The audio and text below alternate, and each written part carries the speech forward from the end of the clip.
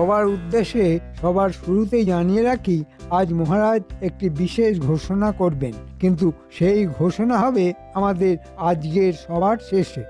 মাফ করবেন মহারাজ, তবু বলি সভার শুরুতে সেই ঘোষণাটি করলে ভালো হতো না? না, কারণ সবুরে মেওয়া ফলে গোপাল, আর সবকিছু শুরুতেই বলতে নেই। মহারাজ, আপনার কথা শুনবার জন্য গোপাল মুখিয়ে থাকে। আসলে ও সবার আগে শুনতে চায় আর তারপর উল্টো পাল্টা বলতে থাকে। মন্ত্রী, তুমি এখন কাজের কথা বলো তো। আগে মহারাজ, আসলে বলছিলাম এবার রাজকোষাগারের অবস্থা খুব খারাপ নয়, প্রজারাও ঠিক মতো খাজনা দিতে পেরেছে। জ্যোতিষী, তুমি দেখো নববর্ষের শুরুতে শুভ যোগ আছে কিনা। বিলক্ষণ মহারাজ, নতুন বছর আমাদের কৃষ্ণনগরের জন্য বড়ই শুভ সময়। বাহ বাহ বাহ বাহ, আমাদের প্রতি বছরের মতোই এই বছরেও বড় করে পুজো হবে।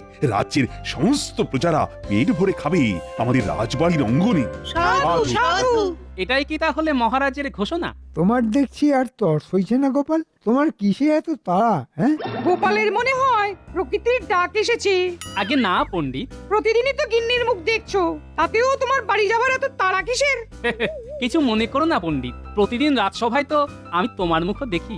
মহারাজ, আপনি এবার ঘোষণাটা করেই ফেলুন, নাহলে গোপালের এই টিপ্পনিকাটা চলতেই থাকবে। বেশ তো লাগছে।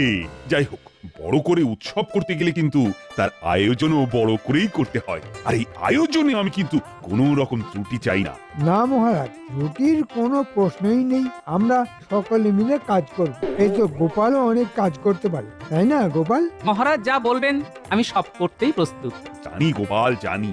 এবার যেটা ঘোষণা করব তাতে সবাই খুশি হবে, এটা আমি আশা করি। এই বছর নববর্ষ উপলক্ষে গতবার যা ভাতা দেওয়া হয়েছিল তার 3 গুণ ভাতা প্রত্যেক সভাসদের জন্য বরাদ্দ হয়েছে। এ তো অভাবনীয় মহারাজ।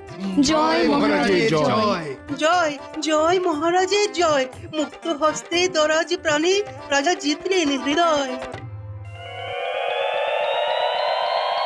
বুঝলে কিন্নি, দারুণ খবর, এই নববর্ষে অনেক বেশি ভাতা পাচ্ছি গতবারের চেয়ে। তোমার জন্য নতুন শাড়ি, ন্যাপলা, পুঁটি, গুলটেদের জন্য নতুন জামা কাপড় দেওয়ার পরেও অনেকটা থাকবে। বুঝলাম,